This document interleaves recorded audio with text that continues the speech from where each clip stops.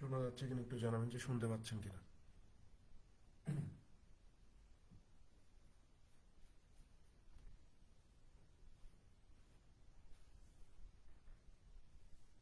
জি ভাই নমস্কার, ভালো আছি।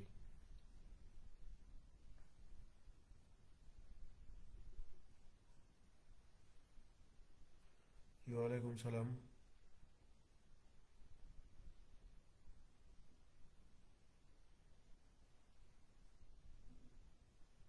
শোনা যাচ্ছে, ওকে ফাইন। দেখেন, আজকে আমরা বাংলাদেশ ব্যাংকের অফিসারের 2001 সালের প্রশ্ন সমাধান করব। এই প্রশ্নটা সমাধান করলে আমাদের অফিসারের প্রশ্নটাও শেষ হয়ে যাবে। আমাদের বাকি থাকবে শুধুমাত্র আর 3টা ক্যাশের প্রশ্ন, অর্থাৎ আমাদের আর 3টা ক্লাস হবে আজকের ক্লাসের পরে। তাহলে আমাদের এই কোর্সটা শেষ হয়ে যাবে। এখানে ডাটা এন্ট্রি কন্ট্রোল অপারেটরে কোনো ম্যাথ প্রশ্ন আসেনি। ইভেন বাংলাদেশ ব্যাংকের যে টেকনিক্যাল পোস্টের যে পরীক্ষাগুলো হয়েছে, যেমন রিসার্চের পরীক্ষা হয়েছে, মানে অ্যাসিস্ট্যান্ট ডিরেক্টর রিসার্চ টেকনিক্যাল পদের প্রশ্ন, সেখানেও গণিত থেকে কোনো প্রশ্ন হয়নি।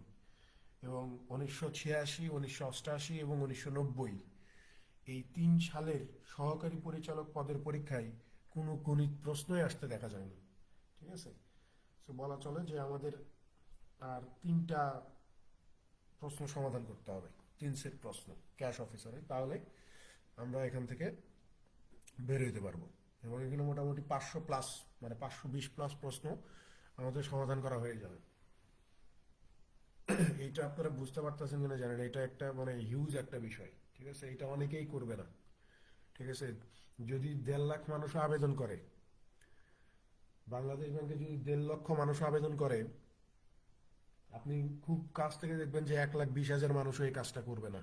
মানে বিগত সালের প্রশ্ন সলভ না করেই প্রস্তুতি শুরু করবে এবং না করে পরীক্ষার হলে যাবে।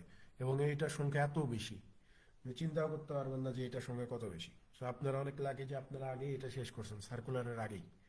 ঠিক আছে, এটা অনেক ভালো সাইন। এখান থেকে হয়তো কমন আসবে না, কোনো কিছুই হয়তো কমন আসবে না, একটা প্রশ্ন হয়তো কমন আসবে না, সবই ঠিক আছে। কিন্তু এটা করার ফলে আপনার মানে একটা ধারণা হয়ে গেছে যে বাংলাদেশ ব্যাংক আসলে কিরকম প্রশ্ন করে, আর এইরকম প্রশ্নই করবে, বা এটার চেয়ে একটু হয়তো কঠিন লেভেলের প্রশ্ন করবে। বাট এর চেয়ে বেশি কোনো কিছুই হবে না, মানে এর চেয়ে কঠিন লেভেলের প্রশ্ন করবে না কখনো। ঠিক আছে, কারণ আইবিএ নিলে আলাদা হিসাব, এখনো যেহেতু ওই সিদ্ধান্ত হয় নাই, করবে না বলতে আমি এই কথা বুঝাচ্ছি, যেহেতু আইবিএ নিবে এরকম কোনো সিদ্ধান্ত এখনো তারা দেয় নাই, বা আমরাও জানতে পারি নাই। এই জন্য বলতেছি যে আগে যারা পরীক্ষা নিচ্ছিল, হয় বিআইবিএম নেবে, না হলে বিজনেস ফ্যাকাল্টি নেবে, না হলে কলা অনুষদ নেবে, না হলে সামাজিক বিজ্ঞান অনুষদ নেবে, নেই তো পরীক্ষা এরা। তো এরা পরীক্ষা নিলে কি ধরনের প্রশ্ন করে বা কি ধরনের প্রশ্ন হয়, এটাও আমরা দেখছি। ঠিক আছে, এবং এখন পর্যন্ত বাংলাদেশ ব্যাংকে সবচেয়ে বেশিবার পরীক্ষা নিচ্ছে বিআইবিএম। এবং সেখানেও আমরা প্রশ্ন দেখছি যে প্রশ্ন আহামরি মানে কঠিন লেভেলের কোনো প্রশ্ন হয়নি। ঠিক আছে, আইবিএ যদি কখনো নেয় হয়তো এগুলোর চেয়ে একটু কঠিন দিবে, এবং আমার মনে হয় যে ওইগুলোও ক্র্যাক করা সম্ভব। অসম্ভব বলতে কোনো কিছুই নেই, এবং খুব ভালোভাবেই সম্ভব। ঠিক আছে, দেখেন এই প্রশ্নটাও 2001 সালের, এটাও বিআইবিএম করছে।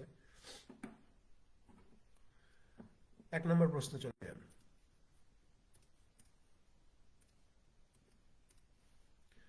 এখানে বলতেছে যে 7 ইজ 5% অফ হোয়াট নাম্বার, অর্থাৎ কোন সংখ্যার 5%-এর মান 7। কোন সংখ্যার 5%-এর মান 7, আমরা তো সেটা জানি না। খেয়াল করেন, এই যে 5%, 5%-এর ফ্র্যাকশনাল ভ্যালু কি? আপনি বলবেন যে 1/20। 5%-এর ফ্র্যাকশনাল ভ্যালু কত? 1/20। তাহলে কোনো একটা সংখ্যা, আমি জানি না সংখ্যাটা কত, তাহলে ধরে নিচ্ছি সংখ্যাটা এক্স। এই এক্স এর 5% মানে হচ্ছে 1/20, এটার মান কত? 7। তাহলে আমাদেরকে বলতেছে যে এই এক্স এর মান কত, তাহলে এক্স সমান সমান কত হবে? এই যে 7 20 140 হয়ে যাবে। অপশন সি উত্তর।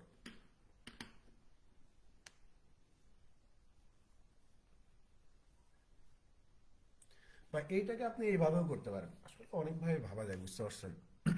অনেকভাবে আপনি ভাবতে পারবেন। বলতেছে যে এখানে একটা সংখ্যা আছে, সংখ্যাটা কত আমরা জানি না, কিন্তু সংখ্যাটার 5%-এর মান হবে কত? 7। তাহলে আপনি যদি ধরে নেন যে ভাই সংখ্যাটা হচ্ছে আমার এখানে 100%, এই 100%-এর ভিতরে এই 5%-এর মান যদি 7 হয়, আমাকে বলছে সংখ্যাটা কত, মানে 5% সমান সমান যদি 7 হয়, তাহলে এই 100% সমান সমান কত হবে? আপনি তখন বলবেন যে 7 × 100 ডিভাইডেড হচ্ছে 5। 5 এখানে 20 বার, 20 সাথে কত হয়ে যাবে? 140 হয়ে যাবে। এইভাবেও করতে পারবেন, ম্যাক্সিমাম এইভাবেই করে, মানে মুখে মুখে হয়ে যায়।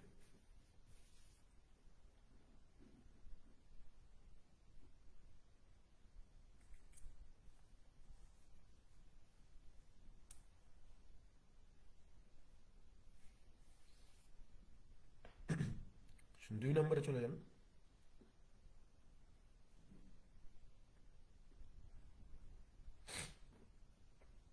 এখানে বলতেছে যে when 120 guests take seat in an auditorium, only 3/4 of the seats occupied, what is the total number of seats in the auditorium? বলতেছে যে একটা অডিটোরিয়ামে 120 জন অতিথি আসন গ্রহণ করলে দেখা যায় যে মোট আসনের 3/4 পূর্ণ হয়। একটা অডিটোরিয়ামে 120 জন অতিথি আসন গ্রহণ করলে দেখা যায় অডিটোরিয়ামে যতগুলা আসন আছে তার 4/3 আসন পূর্ণ হয়। জিজ্ঞাসা করছে যে ওই অডিটোরিয়ামে টোটাল আসন সংখ্যা কত, ওই অডিটোরিয়ামে টোটাল আসন সংখ্যা কত।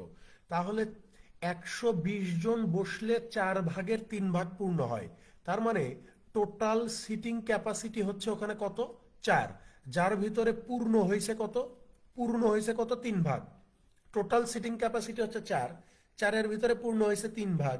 তো এই 3 সমান সমান 3 কিভাবে পূর্ণ হয়েছে, যখন 120 জন বসছে, তাহলে এই 3 সমান সমান আমরা চাইলে 120 বলতে পারি। 3 সমান সমান 120 হলে 1 সমান সমান কত, 40।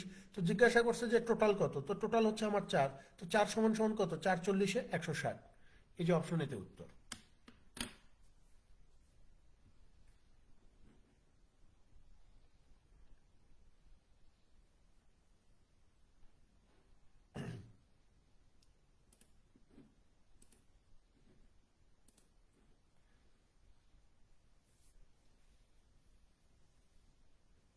পরেরটাতে চলে যান, 3 নম্বর। মানে তিনি বলা হচ্ছে যে the average weight of 3 friends is 33 KG. বলতেছে যে 3 জন বন্ধুর গড় ওজন 33 KG. None of the friends weight less than 31 KG. কোনো বন্ধুর ওজন 31 কেজির কম নয়, কোনো বন্ধুর ওজনই 31 কেজির কম নয়। What can be the maximum weight of any 3 friends? তাহলে এই 3 জন বন্ধুর মধ্যে সর্বোচ্চ ওজন আছে একজনের, সেই ওজনটা কত? এই 3 জন বন্ধুর মধ্যে সর্বোচ্চ ওজনধারী কে, মানে সর্বোচ্চ ওজনধারী যে, তার ওজনটা কত হবে? খেয়াল করেন, আমরা এর আগেও অনেকবার পড়ছি এই জিনিসটা, যে এখানে ম্যাক্সিমাম ভ্যালু যখন বের করতে বলবে, তাহলে এখানে মানুষ আছে 1 জন, 2 জন, 3 জন। সো ম্যাক্সিমাম ভ্যালু যখন বের করতে বলবে, তখন যে কোনো 2 জনের ভ্যালু আমাকে কি ধরতে হবে, মিনিমাম ধরতে হবে। যে প্রথম জন আর দ্বিতীয় জনের ভ্যালু যদি আমি মিনিমাম ধরি, তাহলেই তৃতীয় জনের ভ্যালু আমার কি হবে, ম্যাক্সিমাম বের হবে। তো এখানে বলতেছে যে এই 3 জন বন্ধুর গড় ওজন যদি 33 হয়, তাহলে টোটাল ওজন কত, 99। এবং বলতেছে যে কোনো বন্ধুর ওজনই 31 কেজির কম নয়, তার মানে মিনিমাম ভ্যালু কত, 31। তার মানে এই বন্ধুর ওজনও যদি 31 হয়, এর ওজনও যদি 31 হয়, তাহলে এই তৃতীয় জন অর্থাৎ ম্যাক্সিমাম যে, তার ওজনটা কত হবে? আপনি বলবেন যে এই 2 বন্ধুর টোটাল ওজন হচ্ছে 62 কেজি, 3 জনের টোটাল 99, 99 থেকে 62 বাদ দিলে এই যে 37 পাওয়া যায়, এই 37 হচ্ছে ম্যাক্সিমাম ওয়েট। যে এই 3 জন বন্ধুর মধ্যে একজন আছে সর্বোচ্চ ওজনধারী, যার ওজন হবে 37 কেজি। এই যে অপশন এতে উত্তর আছে।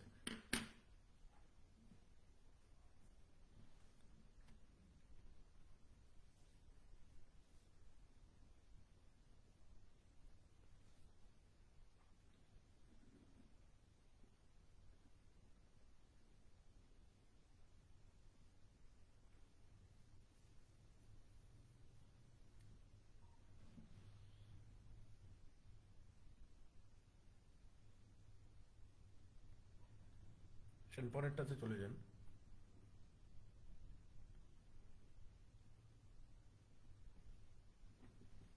দেখেন 4-এ বলতেছে যে what is the area of a square if its perimeter is 40 metre. বলতেছে যে একটা বর্গক্ষেত্রের ক্ষেত্রফল কত হবে যদি এটার পরিসীমা 40 মিটার হয়। আমরা জানি যে বর্গক্ষেত্রের পরিসীমা কত। আমরা এটা খুব ইজিলি বলতে পারি যে বর্গক্ষেত্রের প্রতিটা বাহু সমান। তো বর্গক্ষেত্রের একটা বাহু যদি এ হয়, তাহলে বর্গের বাহু কয়টা, 4টা। তাহলে এই যে 1, 2, 3, 4, এই চারটা বাহুর যোগফলই হবে কি বর্গের পরিসীমা। তা আমাদের এখানে বর্গের পরিসীমাকে যেটাকে আমরা 4 বলতেছি, প্রশ্নে সেটা বলতেছে কত 40। তাহলে এর মান কত? আপনি বলবেন যে 10। বর্গের ক্ষেত্রফল কত? আপনি বলবেন যে ভাই যে কোনো বাহুর ওপরে স্কোয়ার। সো এখানে বর্গের এক বাহু আমরা ধরছিলাম এ, এর মান বেরোইছে 10। তার মানে এই 10-এর ওপরে স্কোয়ার করলেই আমরা বর্গের ক্ষেত্রফল পেয়ে যাব কত? 100 স্কোয়ার মিটার।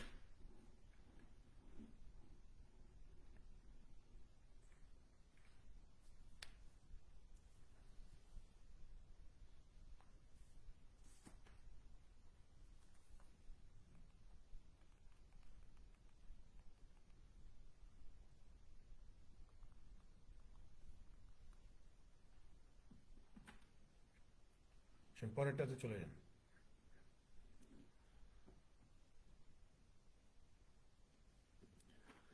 পাঁচে বলা হচ্ছে যে if a car travels 20 metres in a second, what is the speed in kilometre per hour. বলতেছে যে একটা গাড়ি যদি প্রতি সেকেন্ডে 20 মিটার যায়, তাহলে ঘন্টায় তার গতিবেগটা কত হবে? ঘন্টায় তার গতিবেগ কত? আমরা জানি যে মিটার পার সেকেন্ডকে এই কিলোমিটার পার আওয়ারে কনভার্ট করতে গেলে কি করতে হয়? 18/5 দিয়ে গুণ করতে হয়। তাহলে এই যে 20-কে যদি আমরা 18/5 দিয়ে গুণ করে দেই, তাহলে কিলোমিটার পার আওয়ারে যাইতে পারবো। 5 এটার ভিতরে 4 বার, 4 × 18 কত হয়ে যাবে? 72। তার মানে গাড়িটার গতিবেগ ঘন্টায় 72 কিলোমিটার। এখানে সঠিক উত্তর নাই, option D, none of this.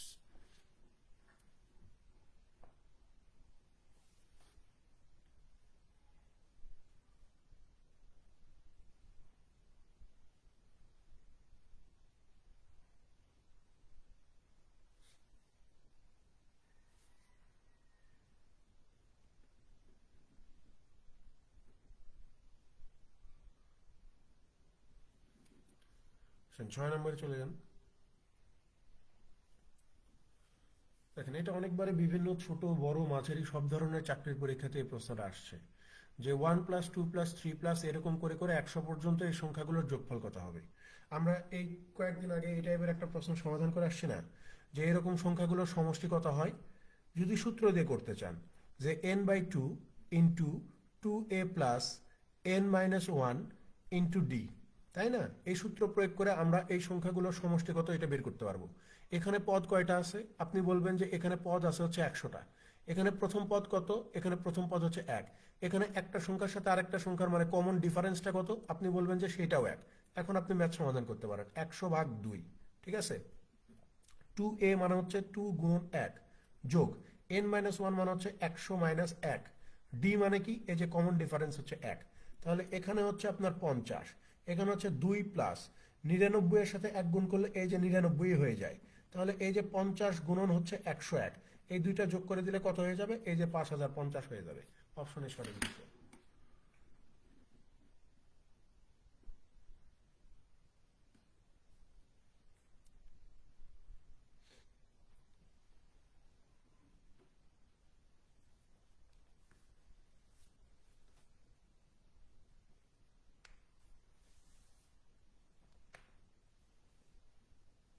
দেখেন, বিআইবিএম টেন্ডার পাইছে এই ধরনের সিদ্ধান্ত এখনো হয় নাই। কে টেন্ডার পাইছে এটা নিয়ে কোনো সিদ্ধান্ত হয় নাই, ঠিক আছে?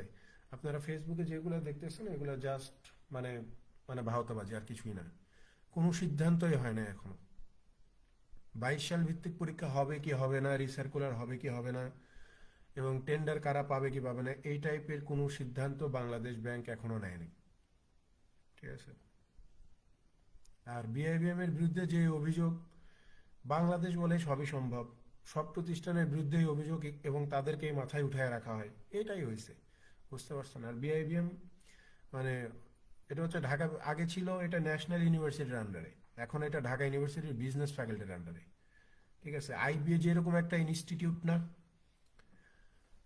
ঠিক আছে? আইবিএ যেরকম ইনস্টিটিউট, ঢাকা বিশ্ববিদ্যালয়ের একটা ইনস্টিটিউট হচ্ছে আইবিএ, ঠিক সেম ভাবে ঢাকা বিশ্ববিদ্যালয়ের একটা ইনস্টিটিউট হচ্ছে বিআইবিএম, ঠিক আছে? বিআইবিএম এর সার্টিফিকেট ঢাকা বিশ্ববিদ্যালয় দেয়।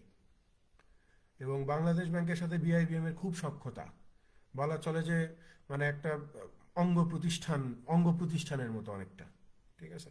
কারণ বাংলাদেশের যত ব্যাংকিং সেক্টরে যত ভালো ভালো ট্রেনিং বলেন বা বাংলাদেশ ব্যাংকের যত কাহিনী বলেন, সব ওই বিআইবিএমই ডিল করে, ঠিক আছে, সো বাংলাদেশ ব্যাংকের সাথে আলাদা একটা সখ্যতা আছে এবং বিআইবিএম এর ইমেজটাও খুব ভালো ছিল। এখন হুট করে এই ধরনের কার্যকলাপের সাথে তারা জড়ায় গেছে, কেন জড়ায় গেছে, কারা জড়িত, কি অবস্থা, তাদের বিরুদ্ধে কোনো ব্যবস্থাও নেওয়া হয়নি। আসলে যে কি করতেছে এটা ওরাই ভালো বলতে পারবে। তবে মানে টেন্ডার কারা পাইছে এগুলো নিয়ে এখনো কোনো ডিসিশন হয়নি, পরীক্ষা নিয়ে ডিসিশন হয় নাই। সো টেন্ডার কারা পাইছে এটা নিয়ে তো ডিসিশন হওয়া অনেক পরের বিষয়। পরীক্ষা নিবে কি নিবে না এটা ডিসিশন আগে, তারপরে কারা পরীক্ষা নেবে এটা ডিসিশন আরো পরে।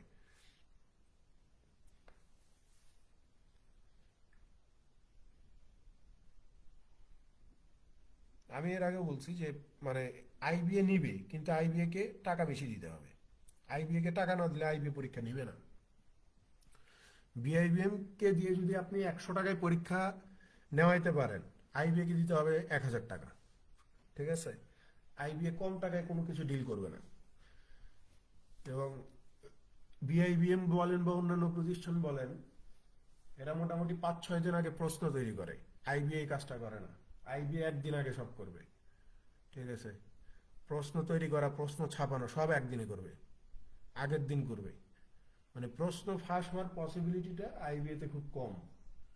এই জন্যই টাকা বেশি নিবে, যে প্রশ্ন ফাঁস করে যে আমাকে বড় লোক হইতে হবে বা প্রশ্ন ফাঁস করে আমাকে টাকা ইনকাম করতে হবে এরকম না। ঠিক আছে, প্রশ্ন ফাঁস করে ওরা যত টাকা ইনকাম করে এরা এমনিতেই হালাল ভাবে ওই টাকা নেই, যে আমাদেরকে এত টাকা দিলে পরীক্ষা নেবো, তাহলে পরীক্ষা নিতে পারবো না। যারে দিয়ে পারেন তারে দিয়ে নেন। ঠিক আছে, বিষয়টা হচ্ছে এরকম। আইবি এর বিষয়টা একটা অন্য লেভেলের।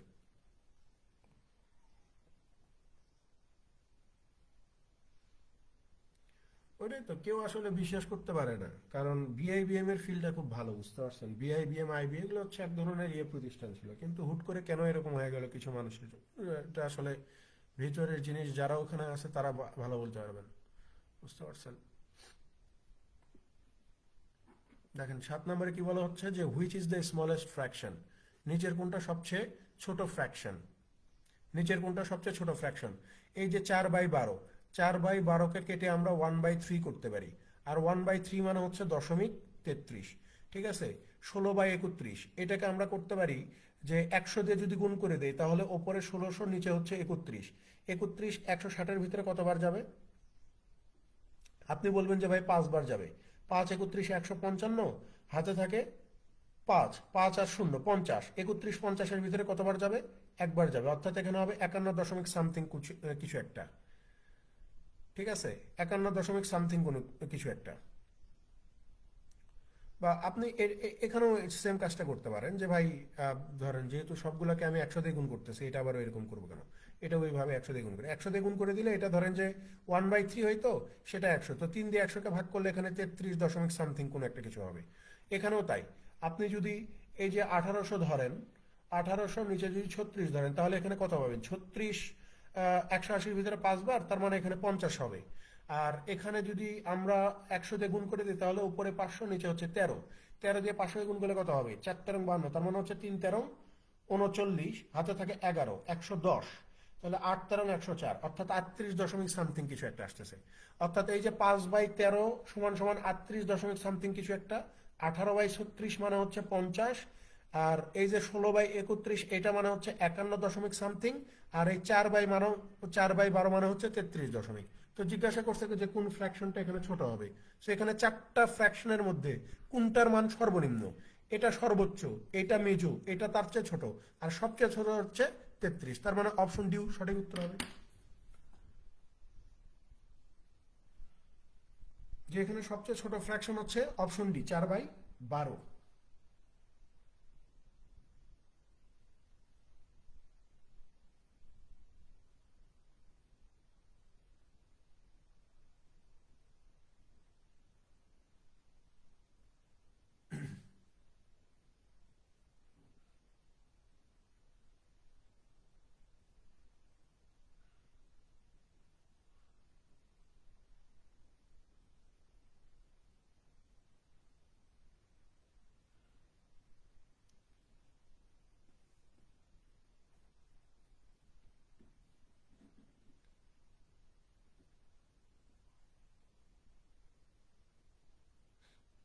পরেরটাতে চলে যান, 8 নাম্বার। দেখেন এখানে বলা হচ্ছে যে which of the following is divisible by 2 and 7। বলা হচ্ছে যে নিচের কোন সংখ্যাটাকে 2 এবং 7 দ্বারা ভাগ করা যাবে। নিচের কোন সংখ্যাটাকে 2 এবং 7 দ্বারা ভাগ করা যাবে? পৃথিবীর কোনো বিজোড় সংখ্যাকে 2 দিয়ে ভাগ করতে পারবেন না। পৃথিবীর কোনো বিজোড় সংখ্যাকে 2 দিয়ে ভাগ করা যাবে না। 361 আর 365 দেখার সাথেই ভাগ। 361 আর 365 দেখার সাথেই ভাগ। পৃথিবীর সকল জোড় সংখ্যাকে 2 দিয়ে ভাগ করা যাবে। পৃথিবীর সকল জোড় সংখ্যাকে 2 দিয়ে ভাগ করা যাবে, তার মানে 362 জোড় সংখ্যাকে 2 দিয়ে ভাগ করা যাবে। এখন 7 দিয়ে ভাগ করা যাবে কিনা এটা হচ্ছে কথা। 7 36-এর ভিতরে যাবে 5 বার, হাতে থাকে 1 আর 2 12, 7 দিয়ে 12কে ভাগ করতে পারবেন না, তাই 7 দিয়ে 362কে ভাগ করা যাবে না। এখানে সঠিক উত্তর হচ্ছে নান অফ দিস, যে কোনো সংখ্যাকে আপনি 2 এবং 7 এই দুইটা সংখ্যা দিয়ে আপনি ভাগ করতে পারবেন না। এখানে এমন কোনো সংখ্যা নাই।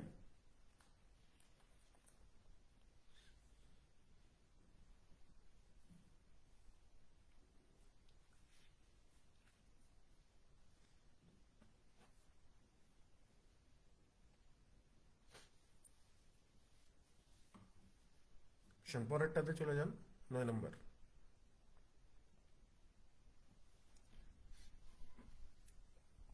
এখানে বলতেছে যে a water reservoir is 1/5 full and requires 20 litres more to make it 3/5 full. What is the capacity of the reservoir? বলতেছে যে একটা জলাধারের 1/5 পূর্ণ আছে, ঠিক আছে। যদি আপনি 3/5 পূর্ণ করতে চান তাহলে আরো 20 লিটার পানির দরকার। বলতেছে যে ওই জলাধারের ক্যাপাসিটি কত, ধারণ ক্ষমতা কত। তাহলে ওই জলাধারের যেই ক্যাপাসিটি, এটা আমরা কিভাবে বের করব? এই যে এখানে একটা ফ্র্যাকশন দেখতে পাচ্ছি, এখানে একটা ফ্র্যাকশন দেখতে পাচ্ছি, এই দুইটা ফ্র্যাকশনের যে ডিনোমিনেটর দেয়া আছে 5, এই 5কেই আমরা ধরবো টোটাল ক্যাপাসিটি। যে ওই জলাধারের টোটাল ধারণ ক্ষমতা হচ্ছে 5, যার 1/5 পূর্ণ আছে। তো 5-এর 1/5 পূর্ণ থাকা মানে কি? 1 অংশ পূর্ণ থাকা। তো বলতেছে যে এই জলাধারের যদি 3/5 পূর্ণ করতে চাই, তো জলাধারের 3/5 কত হবে? 3 হবে। বলতেছে যে 1 পূর্ণ ছিল, আমি যদি 3 পূর্ণ করতে চাই তাহলে আমাকে এখানে কত লিটার পানি অ্যাড করতে হবে? এই যে 20 লিটার পানি অ্যাড করতে হবে। কিন্তু আমাদের বোর্ডে কত লিটার পানি অ্যাড করতে হচ্ছে? প্রথমে 1 ছিল, আমি যদি 3 পূর্ণ করতে চাই তাহলে আমাকে 2 পূর্ণ করতে হবে, মানে 2 লিটার পানির দরকার। সো আমাদের বোর্ডে যেটা 2, প্রশ্নে সেটা 20। সো 1 সমান সমান কত হবে? 10 হবে। টোটাল ক্যাপাসিটি জানতে চাইছে, তাহলে 5 সমান সমান কত? এই যে 5 10-এ 50 লিটার। অপশন বিতে উত্তর। যে জলাধারের ধারণ ক্ষমতা হচ্ছে 50।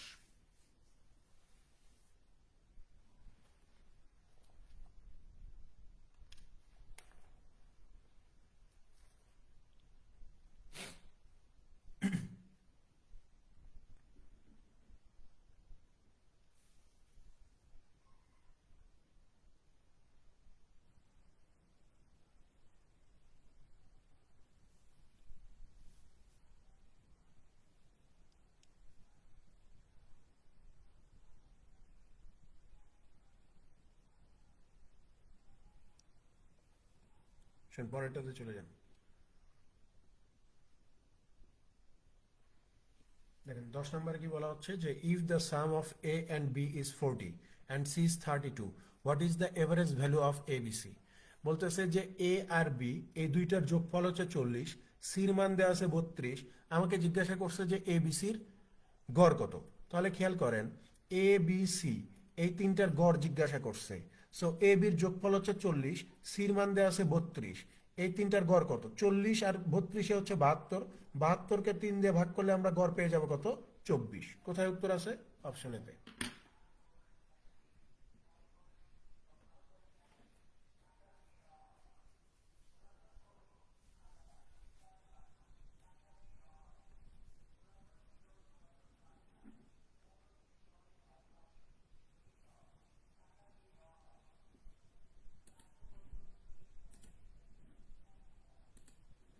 পরেরটাতে চলে যান, 11 নম্বর। দেখেন এখানে বলা হচ্ছে যে if x equal to 10, which of the following has the minimum value? বলতেছে যে এক্স এর মান যদি 10 হয় তাহলে নিচের কোনটা থেকে সর্বনিম্ন ভ্যালু পাওয়া যাবে? তাহলে দেখেন এক্স এর মান যদি 10 হয় তাহলে 2 বিয়োগ 10 ইজ ইকুয়াল টু কত? -8। এক্স এর মান যদি 10 হয় 10 ভাগ 2 ইজ ইকুয়াল টু কত? 5। এক্স এর মান যদি 10 হয় তাহলে 2/10 মানে হচ্ছে এখানে পাওয়া যাবে হচ্ছে 0.2। তারপর হচ্ছে এক্স এর মান যদি 10 হয় তাহলে 2 - 10 ইন্টু 2 - 10, তাহলে এই যে -8 ইন্টু -8 দুইটা নেগেটিভ সংখ্যা গুণ করে দিলে এটা পজিটিভ হয়ে যাবে। তাহলে এখান থেকে সর্বনিম্ন ভ্যালু কোনটা বলেন? সর্বনিম্ন ভ্যালু কোনটা? পজিটিভ, এটাও পজিটিভ, এটাও পজিটিভ। আমরা জানি যে সর্বনিম্ন ভ্যালু হচ্ছে নেগেটিভ সংখ্যা, আর নেগেটিভ আমরা পাইছি কোথায়? অপশন এতে। তার মানে অপশন এতে উত্তর, যে 2 - x থেকে আমরা এখানে মিনিমাম ভ্যালু বের করতে পারবো।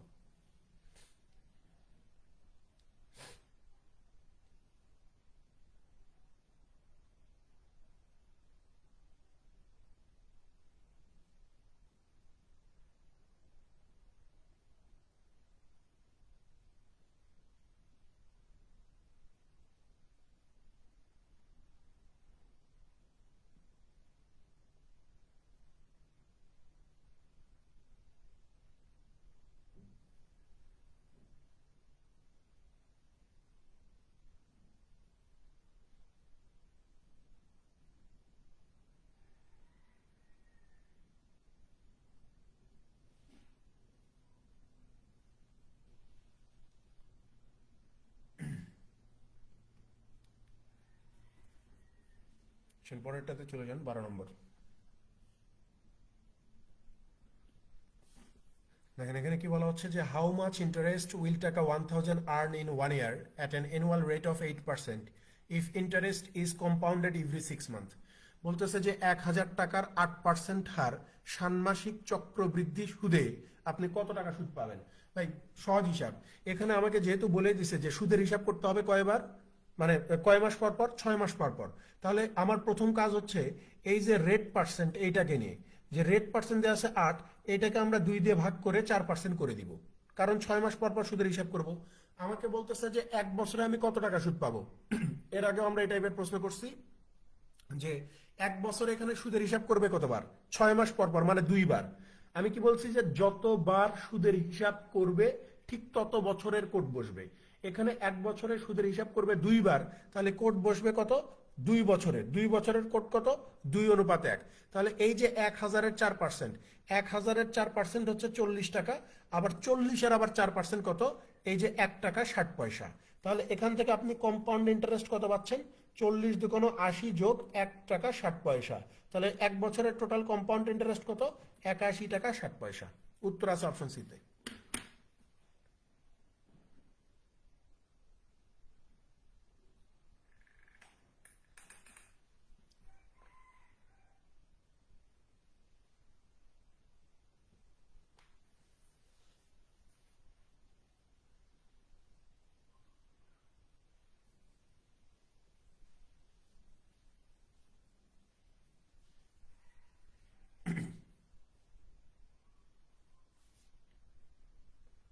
পরেরটাতে চলে যান, 13 নম্বর।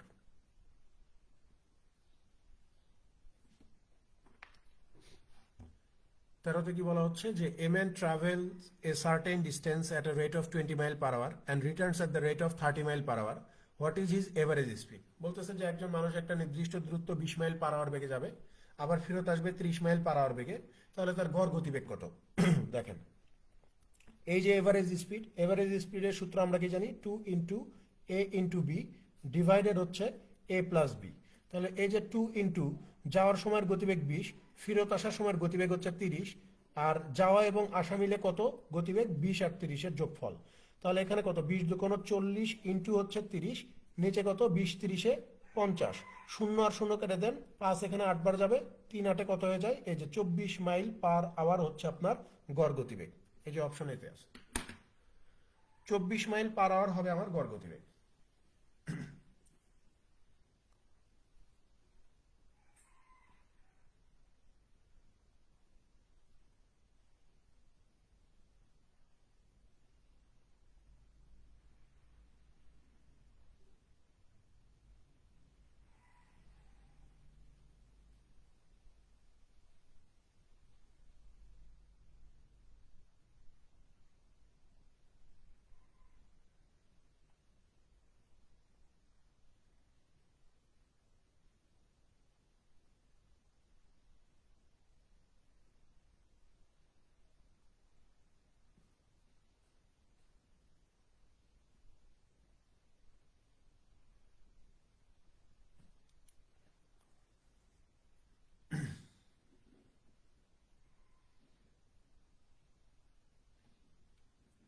পরেরটাতে চলে যান 14 নম্বর। এটা রিপিট প্রশ্ন। এর আগে আমরা সলভ করছি, এটার উত্তর হচ্ছে 30। রিপিট প্রশ্ন এটা আর সলভ করতেছি না। 15 নম্বরে চলে যান।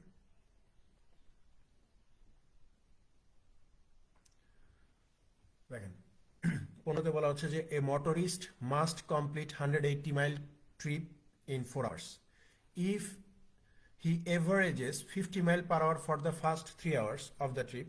How fast must in terms of mile per hour he travel in the last hour? Okay, fine. এখানে বলা হচ্ছে যে একজন মোটরসাইকেল চালক 4 ঘন্টায় 180 মাইল পথ অতিক্রম করবে। একজন মোটরসাইকেল চালক কি করবে? 4 ঘন্টায় 180 মাইল পথ অতিক্রম করবে। বলতেছে যে প্রথম 3 ঘন্টায় তার গতিবেগ ছিল 50 মাইল পার আওয়ার, তাহলে শেষ ঘন্টায় মানে লাস্ট আওয়ারে শেষ ঘন্টায় তার গতিবেগ কত হওয়া লাগবে? সহজ জিনিস না ভাই এটা, যে আপনার টোটাল যাত্রার সময় কত? 4 ঘন্টা। 4 ঘন্টা আর আপনার টোটাল ডিস্টেন্স কত? 180 মাইল। তো বলতেছে যে এই 4 ঘন্টার ভিতরে প্রথম 3 ঘন্টায় যদি আপনি 50 মাইল পার আওয়ার বেগে যান, তাহলে আপনি ট্রাভেল করলেন কত? 150 মাইল ট্রাভেল করে ফেলছেন। তাহলে আপনার বাকি আছে কত? আর 1 ঘন্টা। এই 1 ঘন্টায় আপনার গতিবেগ কত হওয়া লাগবে? তাহলে আপনি বলবেন যে এই 1 ঘন্টায় আমাকে যাইতে হবে কত? 180 থেকে 150 বিয়োগ করলে কত যাওয়া লাগে? 30 মাইল যাইতে হবে। তাহলে আমরা জানি 1 ঘন্টায় যত যায় সেটাই তার গতিবেগ। তো এখানে তো সেটাই জিজ্ঞাসা করছে যে শেষ ঘন্টায় তার গতিবেগ কত হবে। তাহলে এই যে লাস্ট 1 আওয়ারে তার গতিবেগ হবে 30 মাইল পার আওয়ার। 30 হচ্ছে এই প্রশ্নের সঠিক উত্তর।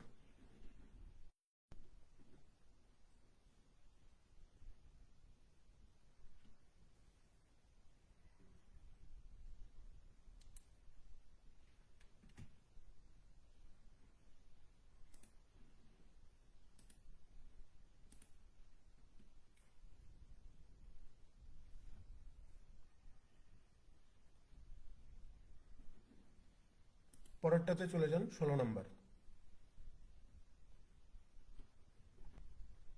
দেখেন এখানে বলা হচ্ছে যে a 40 metre long rope is cut into 2 unequal pieces if one piece is 18 metre longer than the other what is the length in metre of the shorter piece. খুব সহজ জিনিস। বলতেছে যে একটা দড়ি 40 মিটারের একটা দড়িকে দুইটা অসমান ভাগে ভাগ করলেন এবং একটা আরেকটার চেয়ে 18 মিটার বড় হলে সবচেয়ে ছোট অংশের দৈর্ঘ্য কত এটা জিজ্ঞাসা করছে। তাহলে আমি ধরে নিচ্ছি যে সবচেয়ে বড় অংশ হচ্ছে এ, সবচেয়ে ছোট অংশ হচ্ছে বি। তাহলে এই দুইটা অংশ যদি আমি যোগ করে দেই তাহলে আমি কত পাবো? 40 পাবো। আবার এই দুইটা অংশের পার্থক্য কত? অর্থাৎ এ অংশটা বি অংশের চেয়ে কত বড়? এই যে 18 বড়। সো আমাকে বের করতে হবে বির মানটা কত, অর্থাৎ সবচেয়ে ছোট অংশের মান কত। এগুলা করে আসছি না? তো এখানে দুইটা সংখ্যার যোগফল দেওয়া আছে, দুইটা সংখ্যার পার্থক্য দেওয়া আছে। আমাকে যদি ছোট সংখ্যা বের করতে হয় তাহলে কি করব? এই যে দুইটা সংখ্যার সমষ্টি থেকে দুইটা সংখ্যার পার্থক্য বিয়োগ করে জাস্ট 2 দিয়ে ভাগ। 40 থেকে 18 বিয়োগ করলে 22, 22কে 2 দিয়ে ভাগ করলে 11। তার মানে সবচেয়ে ছোট অংশের দৈর্ঘ্য কত হবে? 11 মিটার হবে।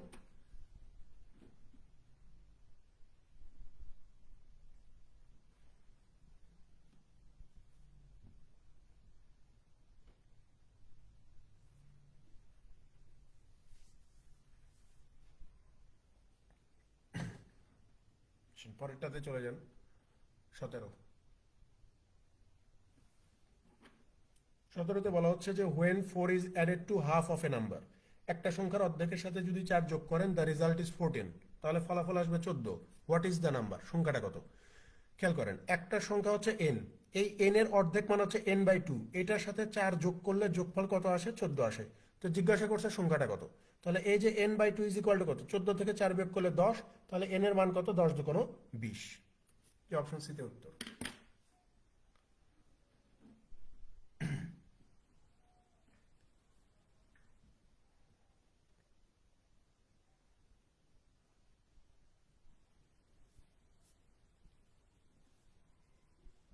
পরেরটাতে চলে যান 18 নম্বর। দেখেন এখানে বলা হচ্ছে যে a jar contains red balls and green balls in the ratio 3:1। একটা পাত্রের মধ্যে লাল বল এবং সবুজ বল আছে যার অনুপাত হচ্ছে 3:1। If the jar contains only this two types of balls, ওই পাত্রের মধ্যে শুধুমাত্র এই দুই ধরনের বলই আছে, which of the following cannot be the number of balls is in the jar হবে এখানে। বলতেছে যে তাহলে নিচের কোনটা মোট বলের সংখ্যা হইতে পারে না। খেয়াল করেন, একটা পাত্রের মধ্যে রেড আর গ্রিন বল আছে। টোটাল রেড আর গ্রিন মিলে কয়টা দেওয়া আছে এখানে? রেড 3টা, গ্রিন 1টা। তার মানে টোটাল বলের সংখ্যা কত? 4টা।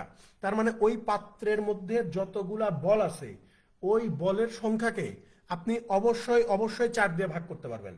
অর্থাৎ ওই পাত্রের মধ্যে যতগুলা বল থাকবে ওই বলের সংখ্যাকে অবশ্যই অবশ্যই 4 দিয়ে ভাগ করা যাবে। তো আমাকে বের করতে হবে যে নিচের কোন সংখ্যাটা বলের সংখ্যা নয়। তার মানে এই অপশনের যেই সংখ্যাটাকে আমি 4 দিয়ে ভাগ করতে পারবো না সেটাই হবে কি আমার উত্তর। কারণ বলের সংখ্যাকে ভাগ করতে পারলেই তো এটা আমার কি হয়ে যাচ্ছে? টোটাল বলের সংখ্যা। কিন্তু আমাকে বলতেছে যে টোটাল বলের সংখ্যা হইতে পারবে না কোনটা। তার মানে নিচের যেই সংখ্যাকে 4 দিয়ে ভাগ করতে পারবো না এটাই উত্তর হবে। 4 দিয়ে 96কে ভাগ করা যায়, 4 দিয়ে 80কে ভাগ করা যায়, 4 দিয়ে 72কে ভাগ করা যায়, 4 দিয়ে 54কে ভাগ করা যায় না। তার মানে উত্তর হবে 54। যে এই 54 এই সংখ্যাটা টোটাল বলের সংখ্যা হইতে পারবে না। ঠিক আছে, 54 হচ্ছে এই প্রশ্নের সঠিক উত্তর।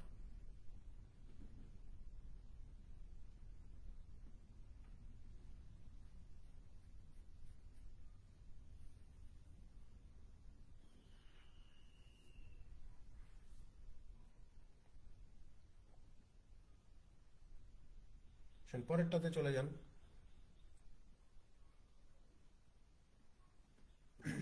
দেখেন, এখানে বলা হচ্ছে what value of X satisfies to equation X minus two equal to 2 minus X. অর্থাৎ এক্স এর কোন মানটা এই ইকুয়েশনটাকে স্যাটিসফাই করবে। এক্স এর মান কত হলে এই ইকুয়েশনটা স্যাটিসফাই হবে। তাহলে খেয়াল করেন, তাহলে আমরা বলতে পারি যে ভাই এক্স যোগ x is equal to 2 plus 2।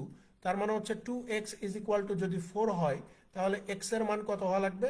এই যে 2 হওয়া লাগবে। অর্থাৎ এক্স এর মান 2 হইলেই এই ইকুয়েশনটা স্যাটিসফাই করবে, আদারওয়াইজ না। অর্থাৎ 2 মাইনাস 2, আবার এই যে দেখেন 2 মাইনাস 2, অর্থাৎ এখানেও শূন্য এখানেও শূন্য। অর্থাৎ এক্স এর মান 2 হইলেই এই ইকুয়েশন স্যাটিসফাই করে, আদারওয়াইজ করবে না।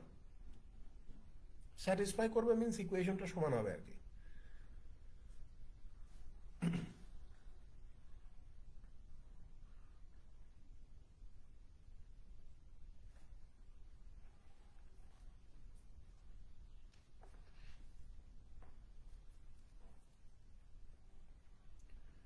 পরেরটাতে চলে যান, 20 নম্বর।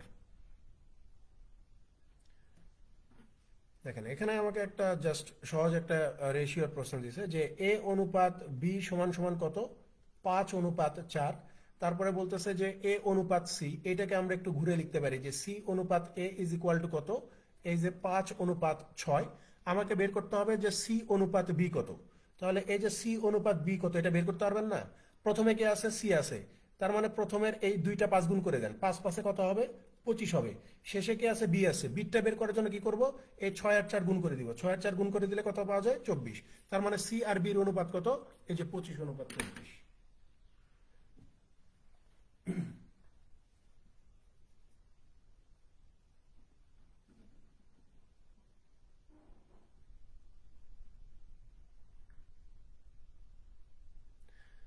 এইটা বিআইবিএম এর ছিল, বিআইবিএম।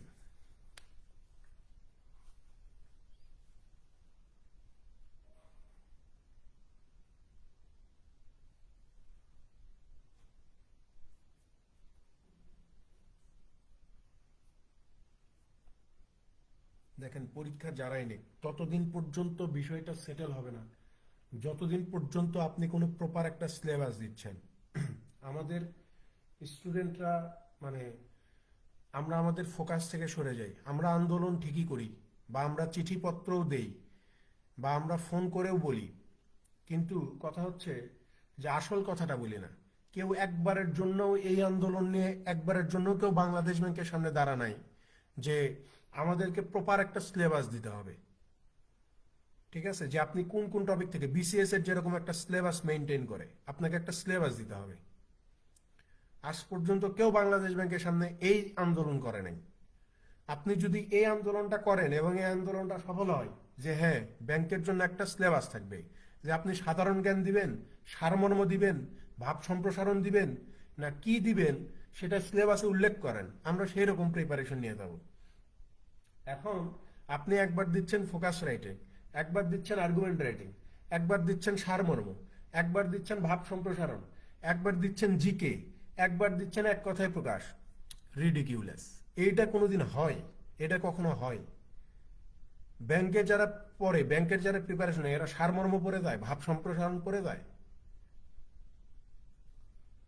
এইটা যতদিন পর্যন্ত না ঠিক হচ্ছে ততদিন পর্যন্ত পরীক্ষা যারাই নেক না কেন আপনি ধোঁয়াশার মধ্যেই থাকবেন। কারণ আপনি কোনো সিলেবাসই জানেন না, কে কোনটা ফলো করবে আপনি জানেন না। আমরা যেটা পড়াই সেটা হইতেছে জাস্ট আন্দাজের উপর ইয়ে করে, যে হ্যাঁ এরা পরীক্ষা নিবে, সো এদের 20 বছরের প্রশ্ন অ্যানালাইসিস করো, করে এই রকম এরা প্রশ্ন করে, ঠিক আছে আমরাও এইভাবে পড়াচ্ছি। ঠিক আছে। সো হুট করে যখন আপনার মানে টেন্ডার ধরেন যে যদি এবার চেঞ্জ হয়ে যায়, ধরেন যে অন্যজন পাইলো, অন্য বিশ্ববিদ্যালয় পাইলো, তখন কি হবে? সো আপনার তো সিলেবাস নেই, আপনার সামনে কোনো সিলেবাস নেই। সো আপনি কিভাবে প্রিপারেশন নেবেন? এই জিনিসগুলোতে ফোকাস করতে হবে, কিন্তু আমরা এই জিনিসগুলোতে কখনোই ফোকাস করি না, স্টুডেন্টরা তো ফোকাস করেই না। বুঝতে পারছেন? এইটা যতদিন পর্যন্ত না ঠিক হচ্ছে ততদিন পর্যন্ত এই যে টেন্ডার নিয়ে মারামারি কাটাকাটি হবে। ভাই, ইন্ডিয়াতেও টেন্ডার নিয়েই পরীক্ষা হয়, বাট ইন্ডিয়ায় আজ পর্যন্ত আমি মোটামুটি 2014 সাল থেকে ইন্ডিয়ার এই বিভিন্ন গ্রুপে, এই আমাদের দেশের যেরকম গ্রুপ আছে, ইন্ডিয়ার এইসব ব্যাংকের গ্রুপগুলোতে আমি প্রায় 2014 সাল থেকে আমি জড়িত। ঠিক আছে। আমি কখনোই 2014 থেকে আজকে 2024, এই 10 বছরে কখনোই একটা সিঙ্গেল পোস্ট আমি করতে দেখি নাই পরীক্ষা কারা নিছে। একটা সিঙ্গেল পোস্ট আমি করতে দেখি নাই পরীক্ষা কারা নিছে, বা প্রশ্ন স্ট্যান্ডার্ড হয়নি, সিলেবাস মেনটেইন করেনি। একটা পোস্ট আমার চোখে পড়েনি, একটা, এই 10 বছরে। ওরা এগুলা নিয়ে কোনো প্রশ্নই ওঠে না, কারণ ওদের সিলেবাস আছে। কোথা থেকে প্রশ্ন হবে, কয়টা করে প্রশ্ন হবে, এবং পরীক্ষার পরে আমরা যেরকম উত্তর খুঁজে বেড়াই, ওদের উত্তর খুঁজতে হয় না। পরীক্ষার পরে এমসিকিউ প্রশ্নের উত্তর ওরা দিয়ে দেয়, যে উত্তর হচ্ছে এটা এটা। ঠিক আছে। কোনো কিচ্ছুই করতে হয় না। আমাদের দেশে আপনি ইংরেজি না পারলে অচল, ওদের দেশে ইংরেজি না পারলে অচল না। ঠিক আছে। আমাদের দেশে যেরকম ইংরেজি মাধ্যমে প্রশ্ন হচ্ছে, যেমন ম্যাথের প্রশ্নগুলো ইংরেজিতে হয়, ওদের দেশে অনেক কয়েকটা ভাষা আছে, বাংলাতেও হয়, হিন্দিতেও হয়, ওই তেলেগুতেও হয়। আবার ধরেন যে আরো অন্যান্য যে ভাষাগুলো প্রচলিত আছে, পাঞ্জাবি ভাষাতেও হয় প্রশ্ন, কোনো সমস্যা নাই। শুধুমাত্র ইংরেজি বিষয়ের প্রশ্নটা ইংরেজিতে হয়। ঠিক আছে। তাছাড়া অন্য সব প্রশ্নে আপনি ভাষা চয়েস দিতে পারবেন, যে ভাই আমার ভাষা এটা, আমি এই ভাষায় তোমার পরীক্ষা দিব। ঠিক আছে। ওদের দেশে এই সিস্টেম করা আছে। ওদের কখনো এগুলা নিয়ে কোনো সিঙ্গেল পোস্ট আমি দেখি নাই, বা করতেই হয়নি ওদের।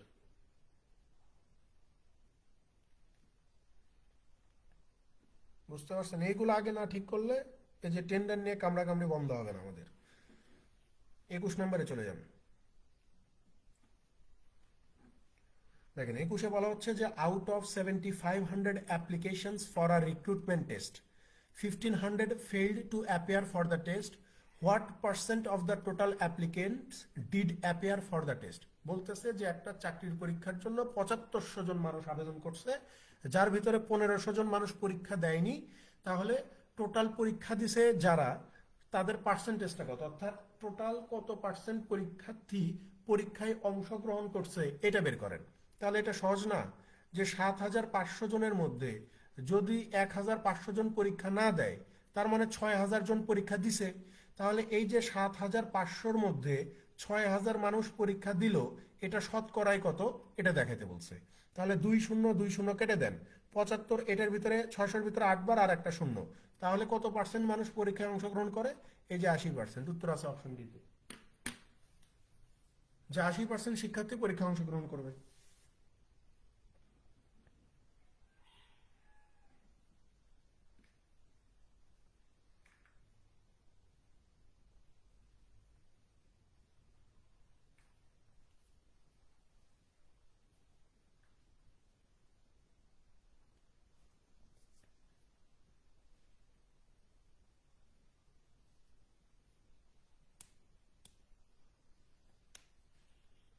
পরেরটাতে চলে যান।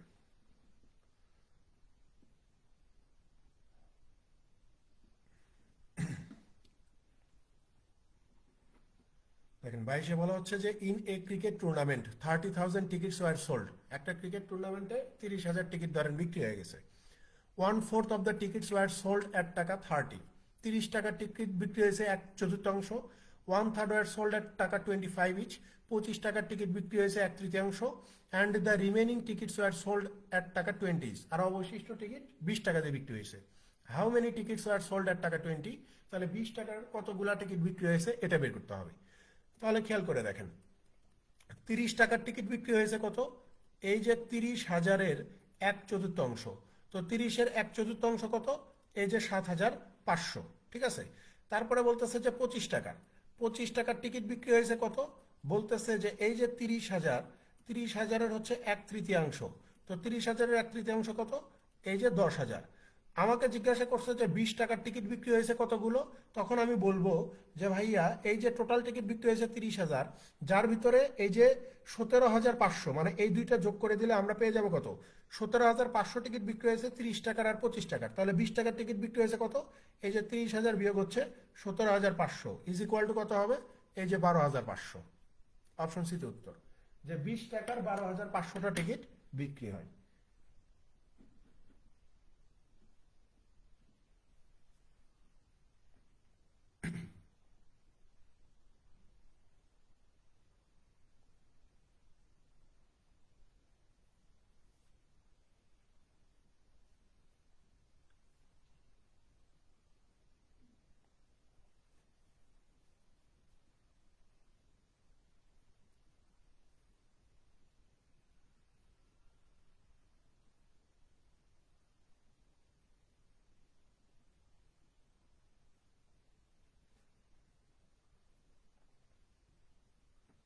পরেরটাতে চলে যান।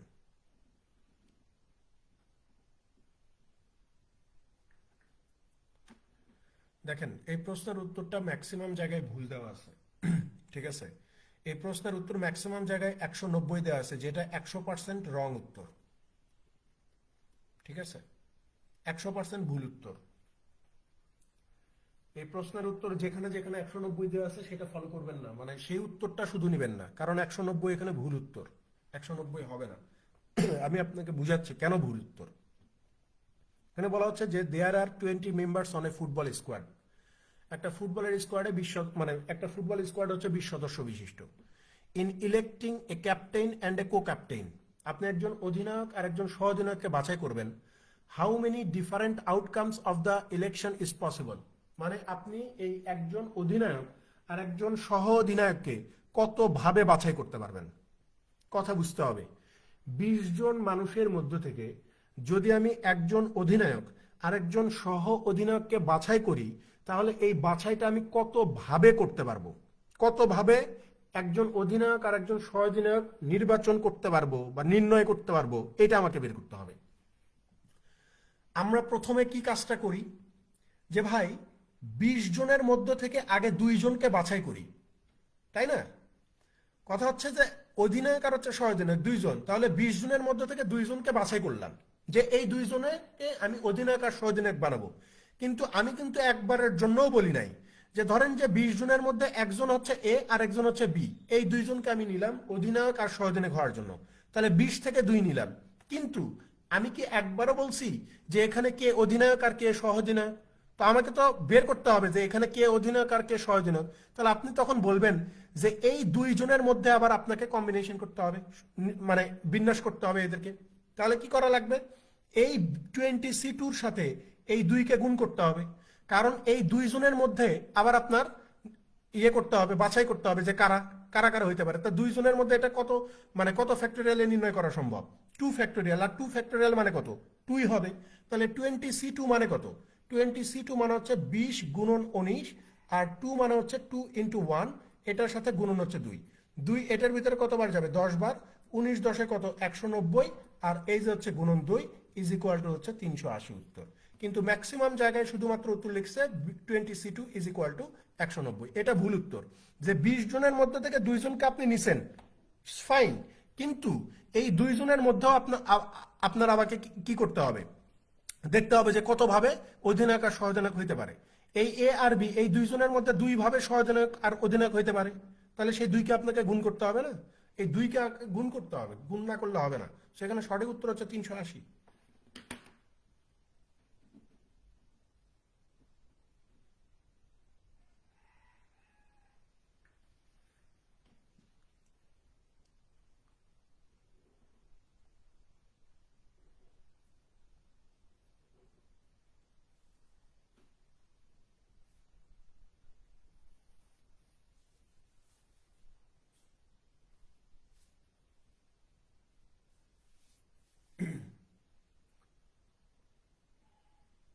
পরেরটাতে চলে যান।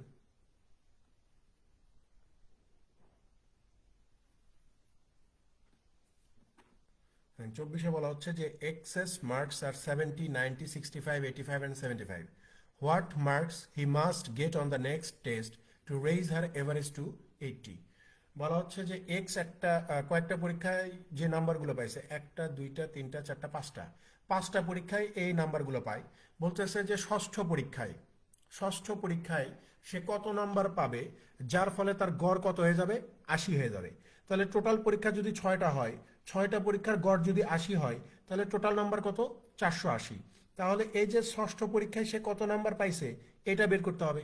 তাহলে এই 5টা পরীক্ষায় সে টোটাল কত নাম্বার পাইলো, 75 আর 65 কত হয়ে যাবে, 140 হবে।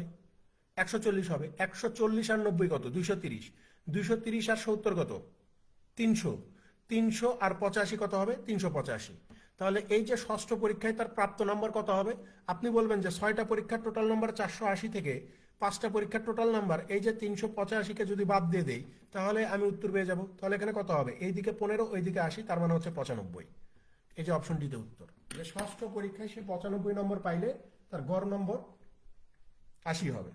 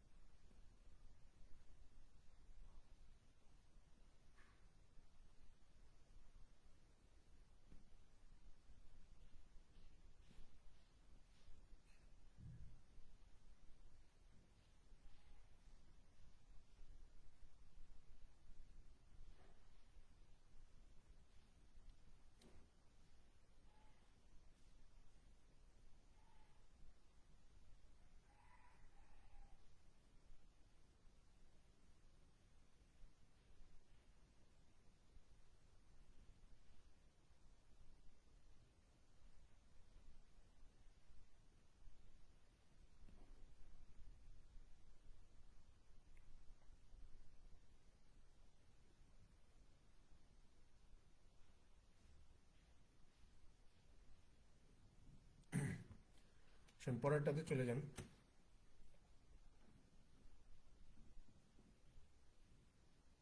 বলেন এটার উত্তর কত, আগে এটা বলেন, আগে এটার উত্তর দেন। সেটা হচ্ছে যে একটা নষ্ট ঘড়ি, নষ্ট ঘড়ি এই জন্য বলতেছি যে নষ্ট ঘড়ি বলতে আমরা সেটাকেই বুঝি যে ধরেন যে যেই ঘড়িটা স্লো, মানে যেই সময় দেওয়ার কথা তার থেকে কম সময় দিচ্ছে বা বেশি সময় দিচ্ছে, ঠিক আছে, এটাকে আমরা বলি নষ্ট ঘড়ি, যে এই ঘড়িটা নষ্ট, সঠিক সময় দেয় না। একটা নষ্ট ঘড়ি বা একটা খারাপ ঘড়ি দিনে কতবার সঠিক সময় দেয়, বা কয় ঘন্টা পর পর সঠিক সময় দেবে বলেন তো। একটা নষ্ট ঘড়ি বা একটা খারাপ ঘড়ি কত ঘন্টা পর পর সঠিক সময় দিবে, ঠিক আছে। হ্যাঁ, এই ডিবেচের ক্লাস হবে 9:30 থেকে রাত 9:30। আমি যদি এখনো আপডেট দেই নাই, আপডেট দিব। দুইবার দেয় না, এই যে জয় ইনি সঠিক উত্তর দিচ্ছেন যে দুইবার সঠিক সময় দিবে। তাহলে দুইবার যদি সঠিক সময় দেয়, কয় ঘন্টা পর পর দিবে সঠিক সময়, কয় ঘন্টা পর পর দিবে। দিন হচ্ছে 24 ঘন্টা না, তো দুই মানে আপনার কয় ঘন্টা পর পর সঠিক সময় দিবে এটা বলেন। দুইবার দিবে কিন্তু কয় ঘন্টা পর পর, ঘন্টাটা কত বলেন।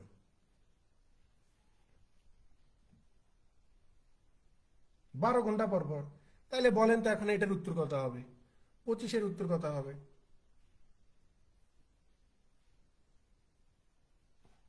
25-এর উত্তর কত হবে বলেন।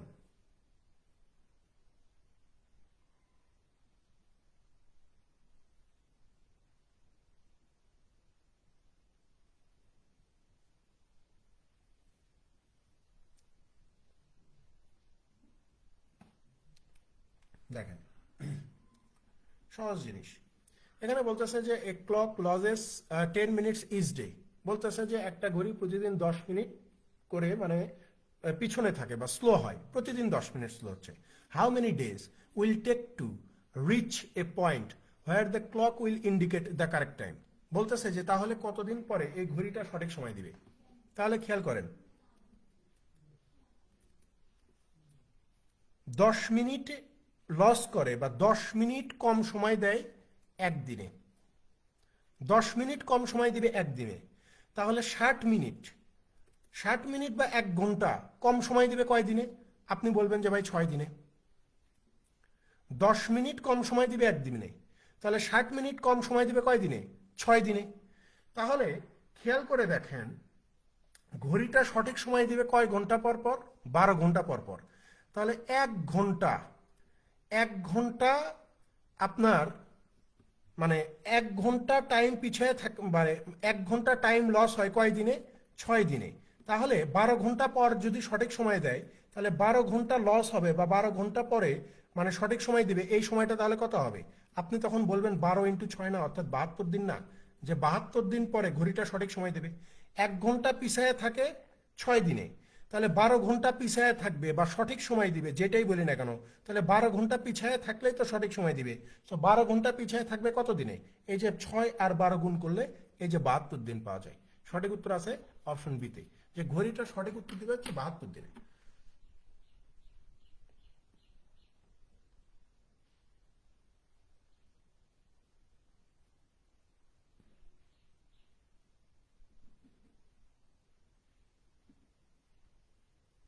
হ্যাঁ, 72 সঠিক উত্তর।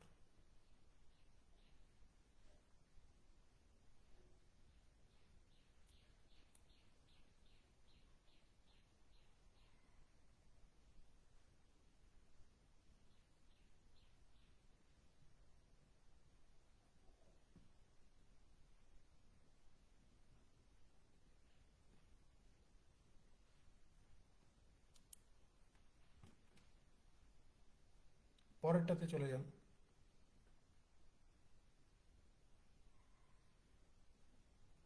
26 নম্বর। এখানে বলা হচ্ছে যে what number divided by 50 gives 3.6%। বলতেছে যে কোনো একটা সংখ্যাকে 50 দিয়ে ভাগ করলে আমরা 3.6% পাবো। তাহলে এই সংখ্যাটা কত, অর্থাৎ কোন সংখ্যাটাকে আমি 50 দিয়ে ভাগ করছি এটা বের করতে হবে। ঠিক আছে, কোন সংখ্যাটাকে আমরা 50 দিয়ে ভাগ করছি এটা আমার বের করা লাগবে। তাহলে খেয়াল করেন, এই যে n/50 ইজ ইকুয়াল টু, এইটাকে যদি 36 লিখি তাহলে নিচে আমাকে 1000 লিখতে হবে, অর্থাৎ 100-র পর একটা শূন্য দিতে হবে, এই তো। তাহলে 50 এটার ভিতরে কতবার যাবে? 20 বার। তাহলে n ইজ ইকুয়াল টু কত? 2 এখানে 18, 2 এখানে 10, 10 দিয়ে 18কে ভাগ করলে 1.8 আসে। অর্থাৎ আমরা 50 দিয়ে মূলত 1.8কে ভাগ করে দিছি, যার কারণে 3.6% উত্তর আসছে। ঠিক আছে, 1.8।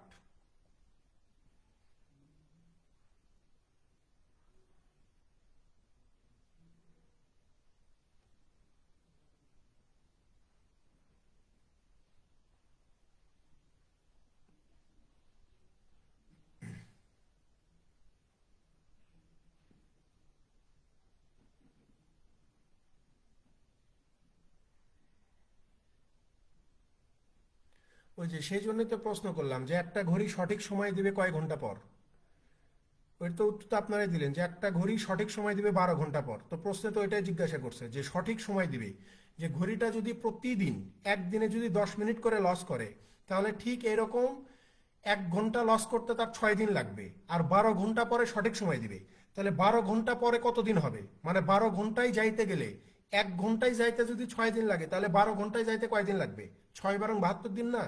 কারণ একটা ঘড়ি নষ্ট হোক আর যাই হোক, 12 ঘন্টা পর পর সে সঠিক সময় দিবে। এই জন্যই তো আপনাদের কাছ থেকে উত্তর নিলাম।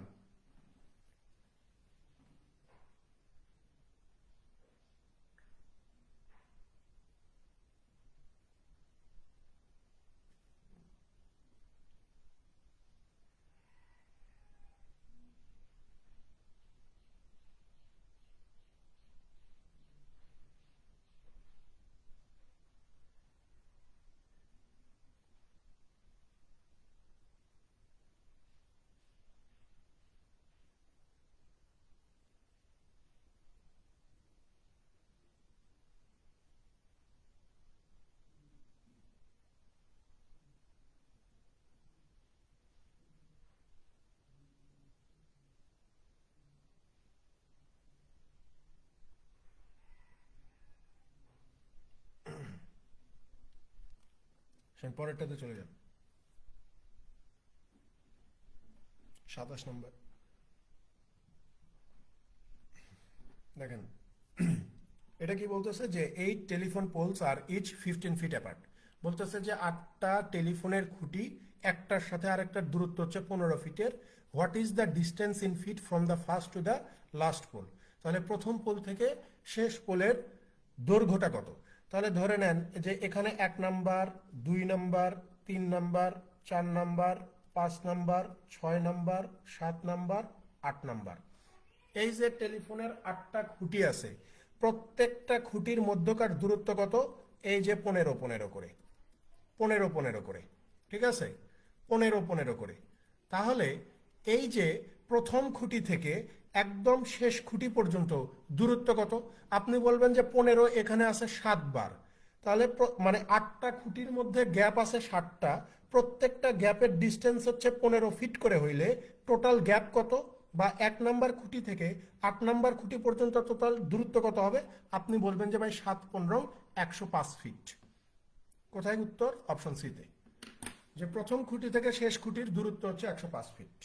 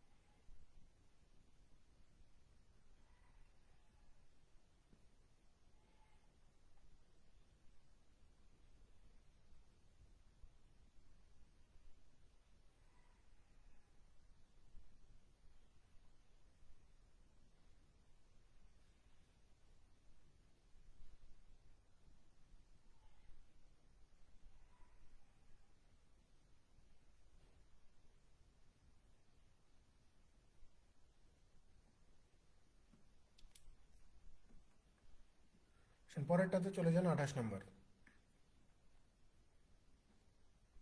দেখেন এখানে বলা হচ্ছে যে এ বুক সেলস ফর টাকা 65, একটা বই 65 টাকায় বিক্রি করা হলে this price gives the seller a profit of 30% on its cost. তাহলে বিক্রেতা 30% মুনাফা হবে। What will be the new selling price if he cuts his profit to 10% of the cost? যদি সে প্রফিটটাকে 30% থেকে কমায় 10%-এ নিয়ে আসে, তাহলে তার বিক্রয় মূল্যটা কত হবে? তাহলে খেয়াল করেন, আমরা যদি ধরি যে কস্ট প্রাইস হচ্ছে 100 টাকা, তাহলে সেলিং প্রাইস 1, মানে প্রথমে সে লাভ করতে চাইতেছিল কত? 130% লাভ, অর্থাৎ 130। আর দ্বিতীয়তে তার সেলিং প্রাইস কত হবে? 10% লাভ করবে, অর্থাৎ 110। এই 110-এর ভ্যালু কত, এটাই বের করা লাগবে, কারণ 130-এর ভ্যালু দেওয়া আছে যে বইটা 65 টাকায় বিক্রি করলে 30% লাভ হবে। তাহলে এই 130-এর ভ্যালুই কত? 65। আমাকে বের করতে হবে যে যদি 10% লাভ করে তাহলে বিক্রয় মূল্য কত। তাহলে এই যে 110 সমান সমান কত হবে? তাহলে 65 গুণন হচ্ছে 110 ডিভাইডেড হচ্ছে 130, এখানে 2 বার, 2 এখানে যাবে 55 বার। তার মানে 10% লাভ করতে হলে বইটা বিক্রি করতে হবে 55 টাকা দিয়ে।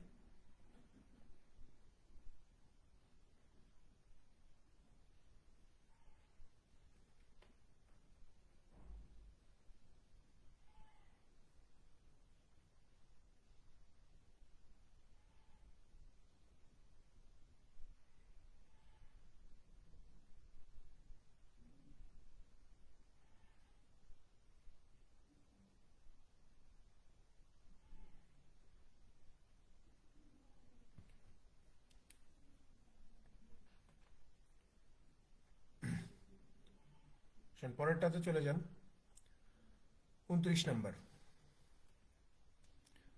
এখানে বলা হচ্ছে যে a taka 30,000 price is to be divided among 3 employees in the ratio of 2:3:5। What is the value of the smallest share? বলতেছে যে এই 30,000 টাকা যদি 3 জন মানুষের মধ্যে এই 2:3:5-এ বন্টন করা হয়, তাহলে সবচেয়ে ছোট অংশটা কত? সবচেয়ে ছোট অংশ কত, অর্থাৎ এই 2-এর ভ্যালু কত? তাহলে এই 3 জন মিলে টোটাল কত টাকা পাচ্ছে? আপনি বলবেন যে 5 3 8 2 10 টাকা। আমাদের বোর্ডে যেটা 10 টাকা, প্রশ্নে সেটাকে কত বলতেছে? 30,000 টাকা বলতেছে। তাহলে 1 সমান সমান কত? আপনি বলবেন যে 3,000 টাকা। আমাকে বলতেছে যে সবচেয়ে ছোট অংশটা কত, তো সবচেয়ে ছোট অংশ হচ্ছে 2। তাহলে এই 2 সমান সমান কত হবে? এই যে 6,000 টাকা হবে। অপশন সি উত্তর।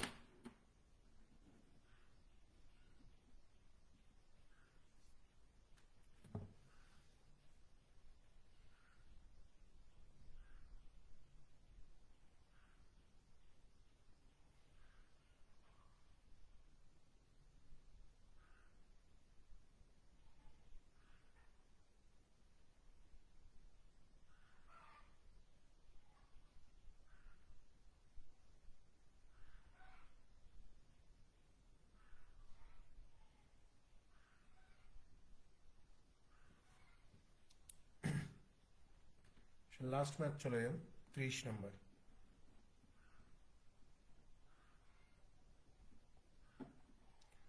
দেখেন, এটা একটা মজার প্রশ্ন। এখানে বলা হচ্ছে যে এ পার্সন হ্যাজ টাকা 950 consisting of the notes of 500, 100, 50 and টাকা 10. How many notes should at least there of টাকা 50? বলতেছে যে একজন মানুষের কাছে 950 টাকা আছে, ঠিক আছে? একজন মানুষের কাছে 950 টাকা আছে। তো এই 950 টাকা কিভাবে আছে? বলতেছে যে তার কাছে 29টা নোট আছে। তার কাছে নোট আছে কত? 29টা নোট আছে। এখানে প্রশ্নের কোথাও কি মিসিং আছে? এ পার্সন হ্যাজ টাকা 950 কনসিস্টেন্ট অফ দ্য 29 নোটস হবে এখানে, বুঝতে পারছেন?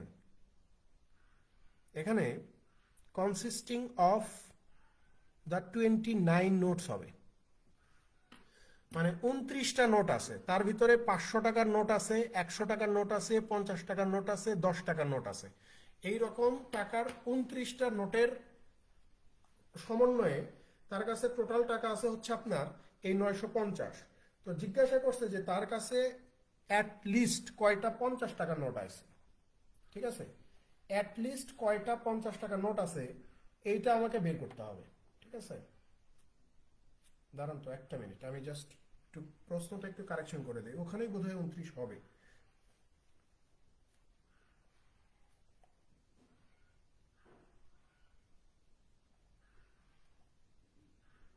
হ্যাঁ, 950 consisting of the 29 notes of টাকা। হ্যাঁ, ওখানে হবে 29ই হবে, 29ই হবে। মানে 29টা নোটের সমন্বয়ে তার কাছে 950 টাকা আছে। এই 29টা নোটের মধ্যে 500 টাকার নোট আছে, 100 টাকার নোট আছে, 50-এর নোট আছে, 10-এর নোট আছে। তো জিজ্ঞাসা করছে যে 50 টাকার নোট কমপক্ষে কতগুলা হওয়া লাগবে, বা কমপক্ষে কতগুলা 50 টাকার নোট আছে। খেয়াল করে দেখেন, 500 টাকার নোট একটার বেশি দুইটা হওয়া যাবে না। দুইটা হইলেই 1000 হয়ে যাবে, যেটা 950কে ক্রস করে। তার মানে 500 টাকার নোট আপনি একটাই ধরতে পারেন। 100 টাকার নোট অর্থাৎ বড় বড় সংখ্যা, মানে বড় বড় টাকার নোটকে আমি একটা করে ধরতেছি। 100 টাকার নোট একটাই আছে। এখন আসেন, এইটা আমাকে বের করা লাগবে যে 50 টাকার নোট কয়টা আছে। আপনি যদি 50 টাকার নোটকে একটা ধরেন, যে 50 টাকার নোটকে 50 টাকার নোট আছে একটা, তাহলে এখানে টোটাল টাকা কত হয়? 500, 600, 650 টাকা হয়। তাহলে এখনো আমার লাগবে কত? 650 হইলে আপনার এখনো 300 টাকা লাগবে, কারণ 950-এর মধ্যে 650 হয়ে গেছে। তার মানে আরো 300 টাকা লাগবে। এই 300 টাকা তাহলে কাদের হবে? এই যে 10 টাকার নোটের সমন্বয়ে 300 টাকা হবে। কিন্তু 10 টাকার নোট, মানে 10 টাকা দিয়ে যদি 300কে ভাগ করে দেই, তাহলে 10 টাকার নোট হওয়া লাগবে কয়টা? 30টা। কিন্তু বলতেছে যে সর্বসাকুল্যের নোট আছেই হচ্ছে 29টা। তার মানে এখানে 50 টাকার নোট একটা ধরে আমার হবে না, একটু বেশি ধরতে হবে। সো 50 টাকার নোটকে যদি আমি দুইটা ধরি, যে 50 টাকার নোট আছে দুইটা, তাহলে এখানে টোটাল টাকা কত হয়ে যাবে?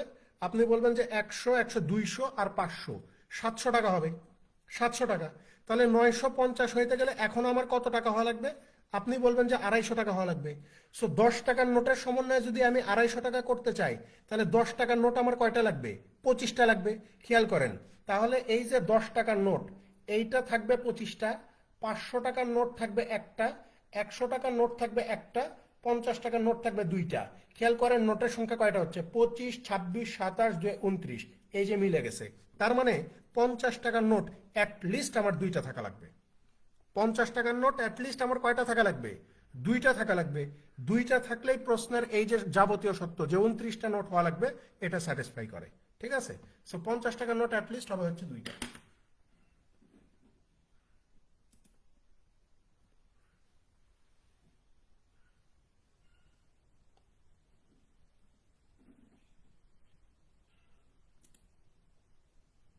একটা হবে না, একটা হইলে ওই যে 30টা হয়ে যাবে 10 টাকার নোট, কিন্তু নোট আছে সর্বসাকুল্য হচ্ছে আমার 29টা।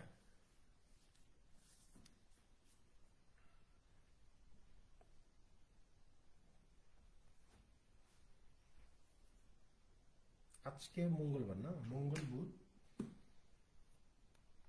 আজকে মঙ্গলবার, তাহলে হচ্ছে আপনার কালকে হচ্ছে বুধবার, বুধবার বৃহস্পতিবার শুক্রবার, অর্থাৎ আপনাদের শুক্রবারে ক্লাস শেষ হবে আশা করি।